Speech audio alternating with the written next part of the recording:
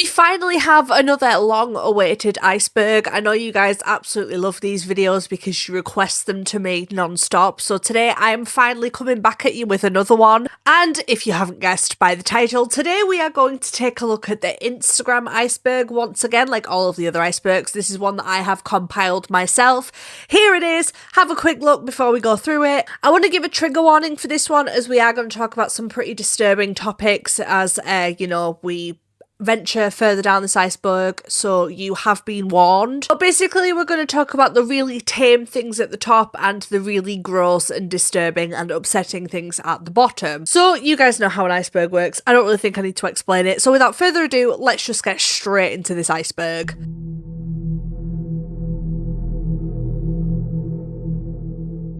Stories. If any of you have actually used Instagram, which I assume is pretty much all of you, you guys know that Instagram stories is a little feature where you can post pictures that will stay up for 24 hours before disappearing, essentially stealing this feature from Snapchat like every other social media has. However, there is also an option to keep the stories immortalized on your page through the likes of highlights and highlight reels, but people can like and interact and react to the stories that you post as well as screenshot them without you being notified, unlike on Snapchat. Also, before we carry on, I just want to say I had a sinus infection, which is why my voice sounds even more annoying than humanly possible. Because I just know I'm going to get comments like, "Are you sick?" Yes, I am. I can't hear anything out of my right ear, actually. Reels. Instagram Reels is the more unhinged version of TikTok, in my opinion. First introduced in August of 2020, you could only upload 15 seconds worth of footage, whether that would be lip syncing, memes, or horrors beyond man-made human comprehension. But Reels eventually became known as like just a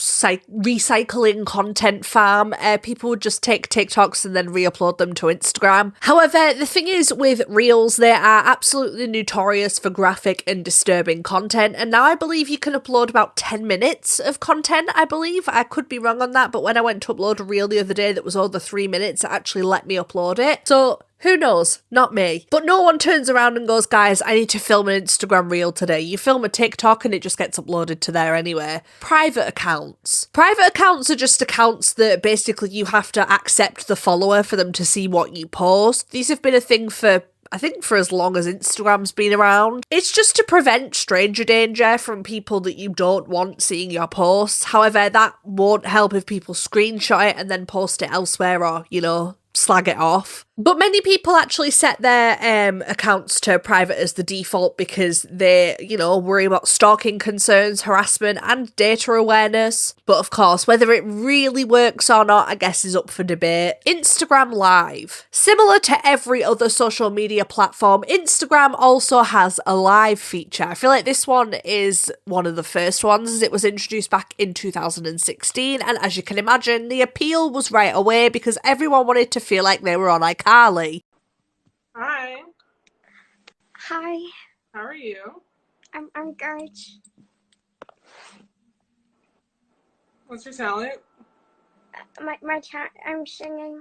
Yeah. Usually live is used for like kids just for the crack, I feel like, but it's also caught some pretty insane things, including murders and more of which we will come onto as we go down this iceberg. But I feel like since TikTok has a live streaming, aspect to it, people don't really bother with Instagram Live anymore. Bot accounts. As you know, all socials have bot accounts, but with Instagram, they appear to be rife. Not to be confused with burner accounts, which we will speak about later, but bot accounts are fake or automated accounts that are usually made by big companies in places like China to sort of increase engagement in posts. Instagram did actually attempt to crack down on the bot accounts, but despite deleting millions of accounts, they kept appearing. They're still very much a thing, they're still very prevalent, but I feel like they're a lot less obvious to spot nowadays because people have gotten pretty good at it. Verified account.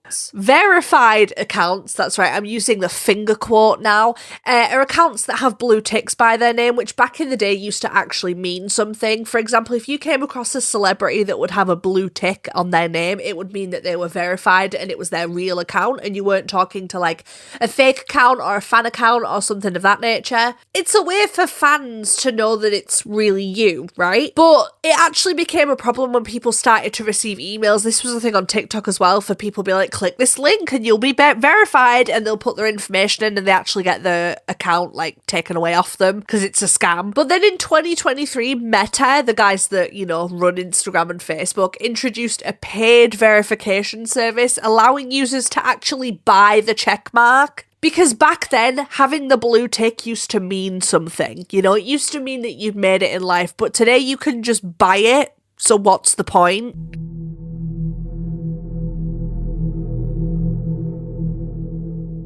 Fake models. The term fake models in regards to Instagram is talking about how many people fake their Instagram posts and Photoshop the ever-loving shit out of their pictures. Now, me, myself, I tend to stay away from Photoshop. However, I do like to use the odd filter. I do like to open up Pixar every now and then and add a bit of sparkle and sharpen up a photo. There's nothing wrong with that because it's still me. But I'm talking about the influencer culture that use Facetune and like edit their foreheads and their waist size and make their lips look bigger when they've just turned into an absolute catfish. We're also talking about models that like to hire out fake sets and pretend that they own a private jet when really they're not on a private jet, they're on a set that they've paid $1,000 to hire out for the day. But this sort of stuff is very harmful for young teenagers, again, as it's known. It's very, you know, warping to see that these people have this great life when really they actually don't, and they're probably just as poor and as sad as you are. But just know that not everything you see on Instagram is real, okay? I feel like I don't even need to say that, but listen to Auntie Dollface.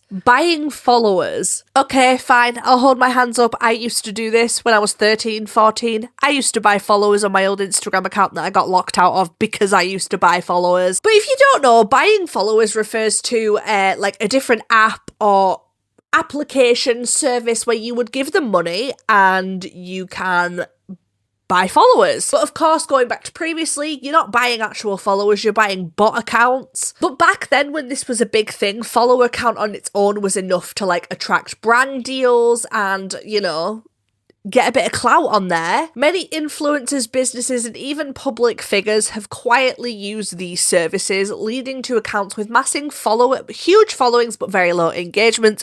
Lily Jean. I was actually going to feature her on this Iceberg, but then I realised that she's actually very Sue friendly, so I thought, best stay safe. Instagram, of course, would purge these fake accounts, which would obviously cause a sudden drop in followers for many people, as well as, you know, the embarrassment of having to admit that you bought followers. But now I don't really think it's that much of a big thing. It's sort of recognised as being ineffective and just risky, all in all, which I learnt that the hard way when I lost my account, and we are talking like 10 years ago, but we've all done it. We've all done it. Shadow banning. The term shadow banning refers to when a person's posts or like things that they do, stories, whatever, start slowly losing engagement for seemingly no reason without warning or notifications. It's not really known if shadow banning is a real thing, as Instagram themselves deny that it exists, but there have been many, many times where people have like millions of followers, but their posts will only get like 5,000 likes, which is insanely low. But despite Instagram claiming that it's not real, people still very much believe it, and to be honest, I can't blame them.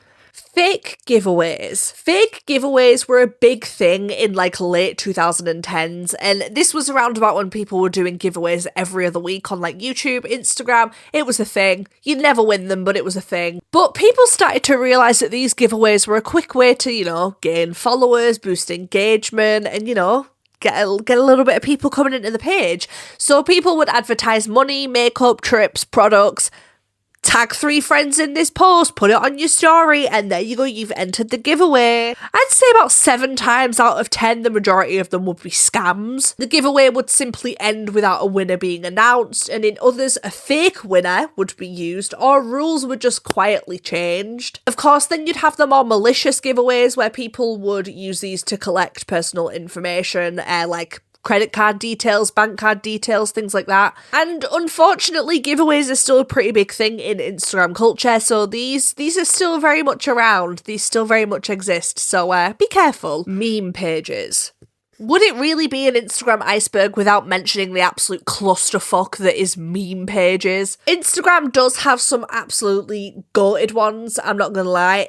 There'll be times where me and my partner are in bed, we're doom scrolling, we open up reels, and we end up belly laughing until about 2 o'clock in the morning sometimes, because genuinely some of it is hilarious. But many of these pages have sort of gained attention because they just repost clips without credit and, you know, run engagement bait. You'll have a lot of really good meme pages that have been doing so well, then all of a sudden one day you'll open up Instagram and there's an only girl on your feed and you're thinking, I don't follow any only girls, only to click on the page and to realise that it was the best meme page you ever found, and now they're promoting OF girls because they sold out, because that's a thing apparently. But despite that, I feel like I still have to mention them because I feel like meme pages have shaped online humour today, because they've been a thing since Instagram was a thing, and today people will still, you know, come across meme pages. Everyone loves a meme page. Everyone has a favourite meme page. But because they've been around for years, some of them have been quietly sold, rebranded, or just turned into advertising vehicles because they have so many followers. While others became, you know,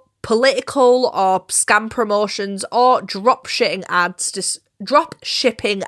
disguised as jokes. Drop shitting, that also works. I feel like that's also a very appropriate. Burner accounts. Burner accounts are secret accounts owned by people for stalking purposes. I see y'all with burner accounts viewing my stories, okay? You're not slick. I don't know, you're not slick. I see it. Some people just use them harmlessly to like lurk, or maybe look up something you don't want to look up on your normal Instagram account, or people use them to just stalk, harass, and interact with people that they wouldn't normally interact with. But in more serious cases, burners have been involved in serious stalking, impersonating, grooming, or coordinated attacks because of the lack of real identity behind a burner account.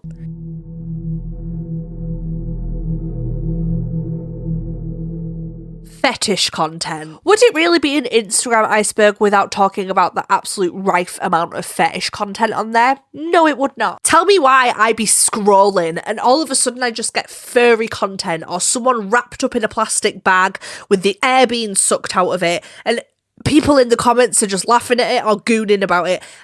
I don't know why. And I know you're going to say, oh, but it's algorithm based, so you've obviously like been into the No!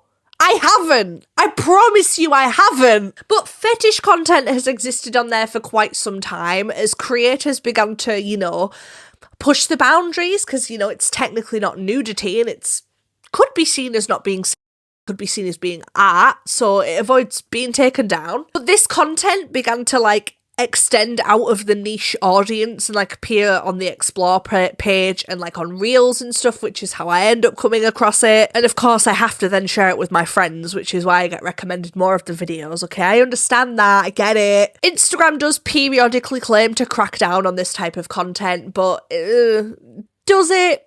Does it? Probably not. February 26th, 2025 incident. For those of you that don't know, we need to go back to 2025, February 26th, when many Instagram users worldwide experienced an unusual and terribly disturbing surge of graphic and violent and explicit videos on their reels for no reason.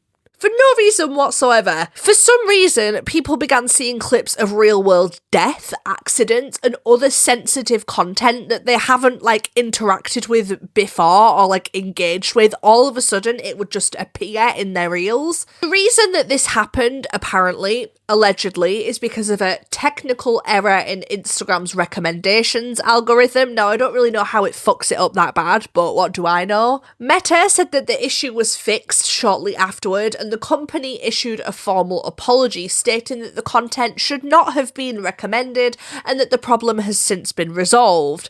Now, the thing that sticks out to me is if they know that this content is on there and being recommended, why haven't they removed this type of content if they know it's on there? But again, what do I know? But yeah, this was a really interesting thing to rabbit hole to go down. I feel like that could be a whole video within itself, actually. Tagged photo doxing. Because of Instagram, the feature of being able to like tag places and people in your photos, there have been many instances of people being doxed because of this. Instagram allows its users to manage their privacy settings in regardless to this now, where you can like remove the tag and such. And this of course prevents the unwanted exposure or doxing. This is genuinely like my biggest fear, which is why I always tell my friends to like not tag me in anything. And it's not because I think I'm better than them, it's because I genuinely think I might get stalked one day. Touch wood. I don't have anything wooden. I don't want to speak that into existence. Touch wood, right?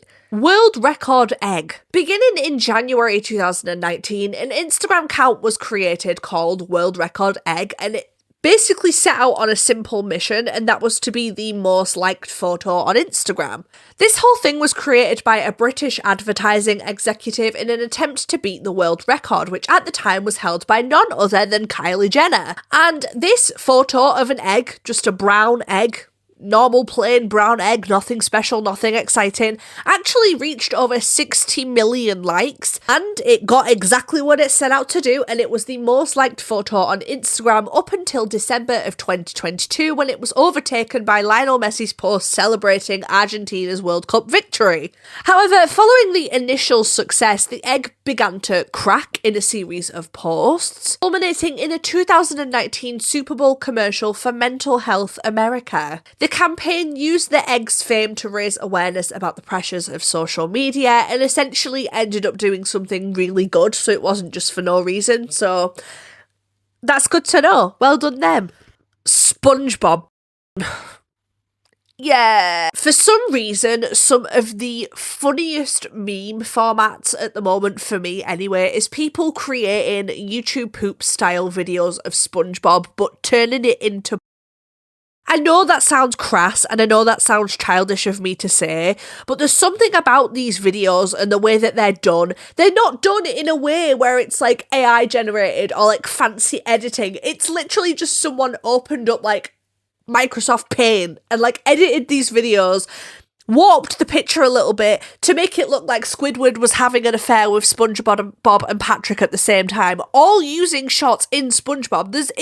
I'm sorry, it's so funny. It's great. It's so funny. There's always some like really weird sexualized music in the background, but every time I see one, I just go, oh, and send it to my boyfriend because it's funny, okay? And I'm tired of pretending it's not. There's no like naked body parts in it or anything like that. There's just actions, but I still think it's funny because there's more than one account of this format, if you will. There's lots of them because I've seen a good few of them come up on my feed. But yeah, all in all, this one just made me giggle a little bit, so I had to include it.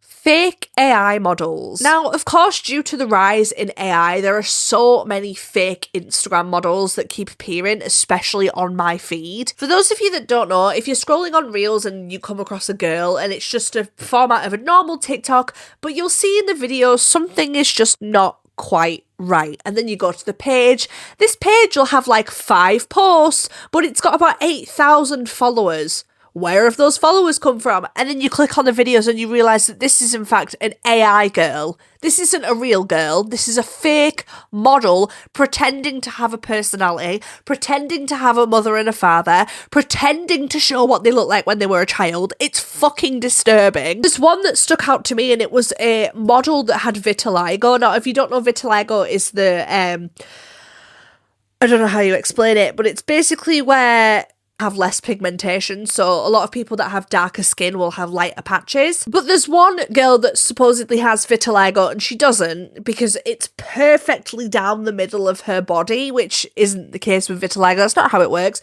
But people in the comments are absolutely clueless and haven't clocked on that this is not possible and this is not a real person. But the purpose of these types of content is, I assume, for just money, followers, clout and engagement, and some of them do end up doing really well and get really successful.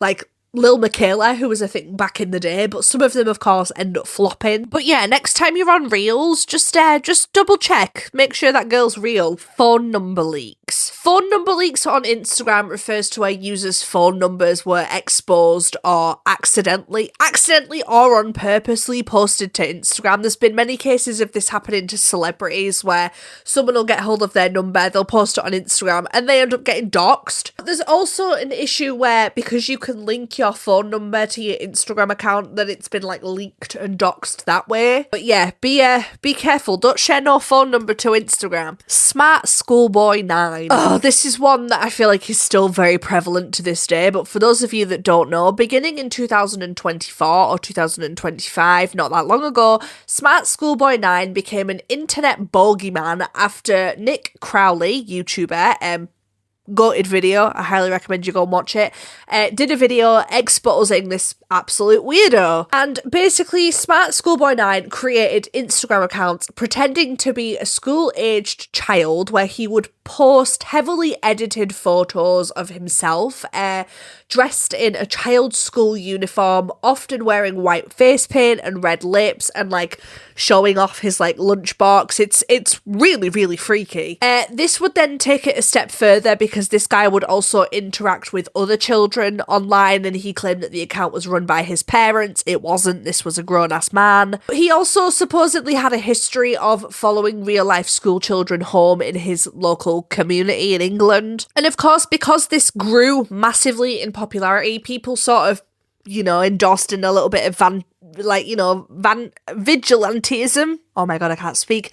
Vigilantism, where they would try and dox him and like track him down to expose this guy, which I can't really, I'm not saying that that's okay because it's not, but like I can't really blame these people. Numerous schools and safeguarding organisations actually had to issue formal alerts about this man, and parents were warned that this individual's behaviour was a serious grooming and safeguarding concern. But after a little bit of digging, people were able to find out that this was a man who was allegedly named David, with reports suggesting that he was in his 60s and lived in the Doncaster area. I'm pretty sure he's still posting to this day, but yeah, he I don't think his original accounts are still active, rightfully so. Yeah, what a roller coaster. I know who you are accounts. These accounts were huge in the mid to late 2010s, and I think that was probably due to Shane Dawson when he posted one of his conspiracy theory videos and talked about these types of accounts, and I feel like everyone forgot about them. But basically there was accounts on Instagram that would be called I know who you are or I know you, and basically people would message these accounts their name, and this account would reply with really personal information about them. It would expose people's real life identities, secrets, or hidden online behaviour, and they would usually post vague threats, cryptic captions, or screenshots implying that they have access to private information. Really creepy. I still don't really understand how they did it to this day. It's still really fucking creepy. But it's believed that they would just sort of recycle publicly available information while targeting communities, schools, and fandoms. But in other cases, these sort of accounts would escalate into harassment and doxing attempts, but most thrived on the psychological impact of, oh my god, this account knows who I am, let's message it. Yeah, I feel like these are mostly forgotten about today. I don't really think many of them still exist anymore, and if they do, they probably won't reply to you. Schizogram. I just want to say right off the bat that I did not pick the name for this one. This is just what it's called online.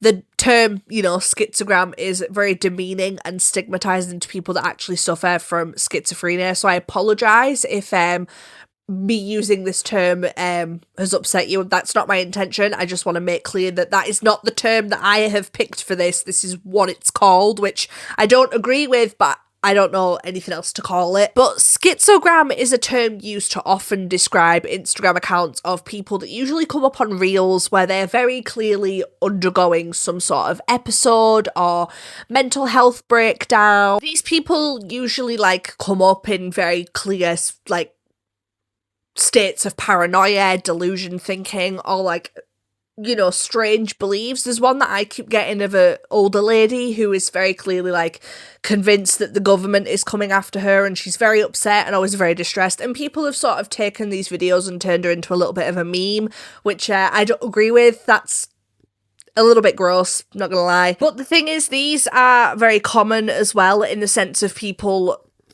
the other side of it, where people post like walls of text, capital letters, codes, religious imagery, talking about how, you know, they're coming for them. Obviously, the term schizogram is very stigmatizing and dehumanizing, as these are real people that are going through it. So if you ever come across these videos, report them, and hopefully they get taken down, because it's not nice. And I'm sure when these people actually come out of their psychosis, they don't want to be reminded of what they were going through. Just be kind.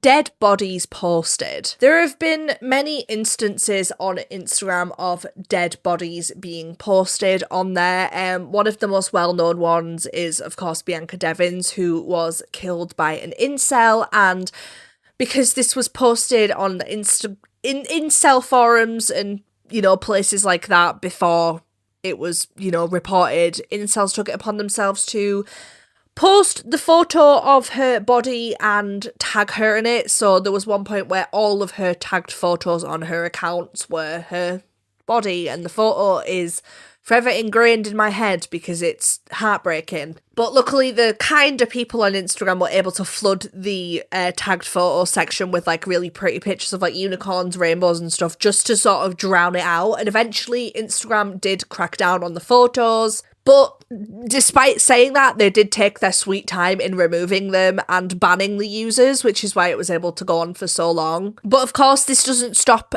posts of corpses being uploaded everywhere else, like on Reels, Instagram Live and things like that, where moderation is a lot slower. And of course, content still occasionally slips through the cracks, especially because of Reels.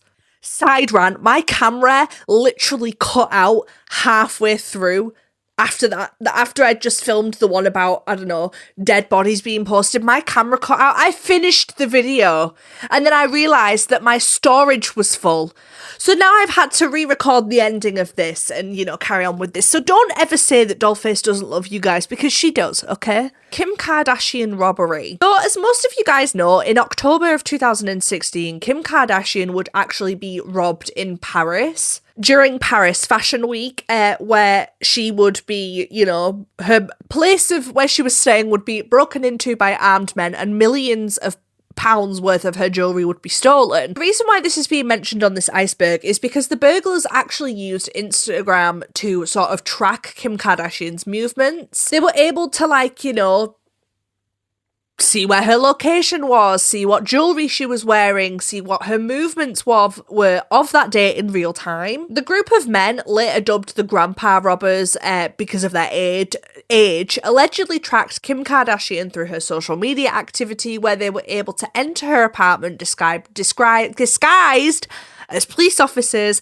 and then stole millions of dollars worth of her jewellery. So also, just want to say, not blaming her, this is not her fault. But maybe think next time you upload that location tag. Grooming. Now, of course, grooming is absolutely rife on Instagram, where adults will build trust with children in, you know, online situations and exploit them, manipulate them, usually sex.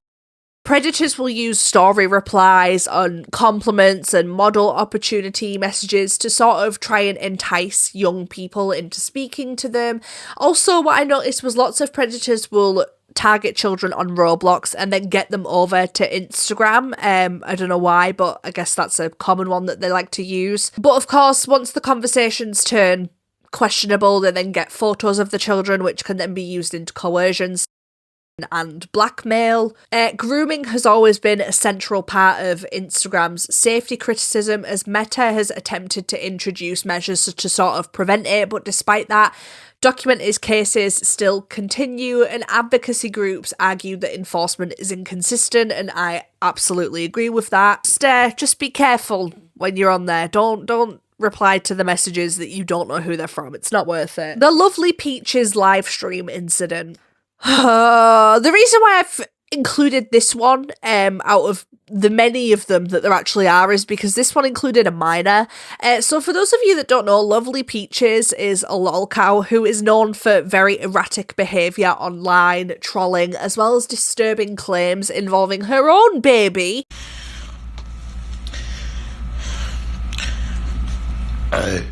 Are you right wing or left wing? My favorite wings are honestly, I really like buffalo wings.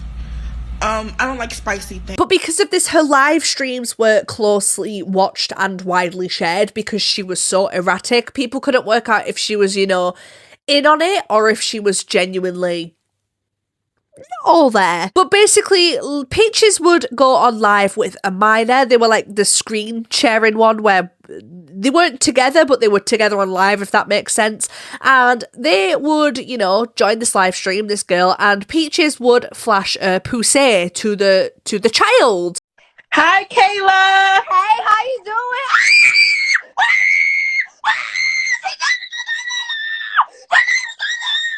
The child obviously reacts by screaming because no one wants to see that and then ends the live, but because her lives were watched so much, this was then clipped and shared everywhere. You could probably still find the clip of it today. Don't go look for it, but you could find it. But Instagram would later go on to remove the video and as well as take action on her account. I think she's still very much active today doing insane shit. So, yeah,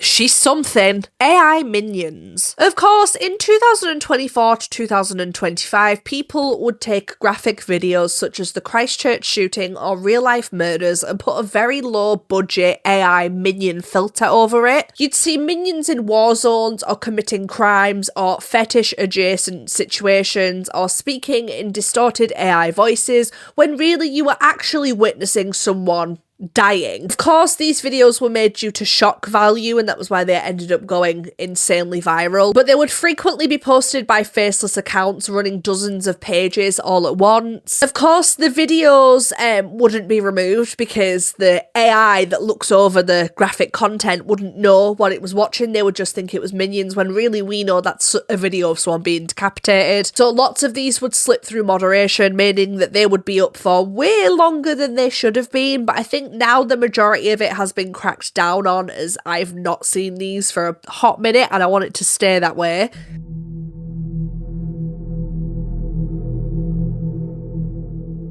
Ronnie McNutt. A lot of you guys asked why I didn't mention this one in my Facebook Iceberg, and there is a reason for that. So this one sort of crosses with both Instagram and Iceberg. So essentially, Ronnie McNutt refers to a US Army veteran whose was live streamed on Facebook in August of 2020. The video is horrific to see, and people clipped it and shared it all over the internet. But the reason why I felt it was more important to mention in the Instagram Iceberg is because of people clipping it and turning it into memes. That was how it got spread really quickly. Absolutely disturbing and heartbreaking to think about, and his family have spoken out about the harm that this is, caused by the continuation of circulation of this video.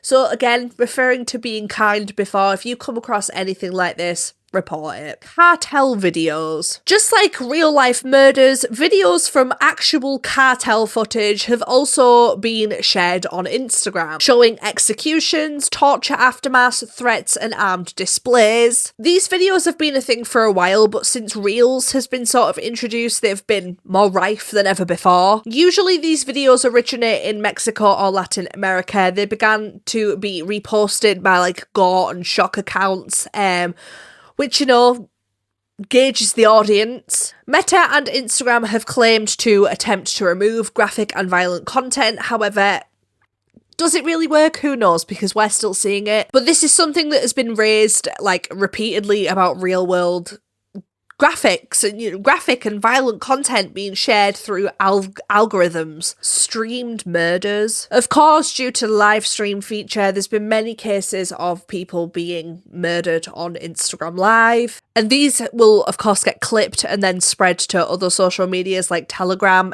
which is one that I'm not touching on this video. But Meta has since implemented AI detection, which Boo! Tomato, tomato, tomato! And delayed publishing and reporting tools to reduce the risk of this type of content appearing. But, for example, 3 Argentinian girls were murdered and it was streamed on social media.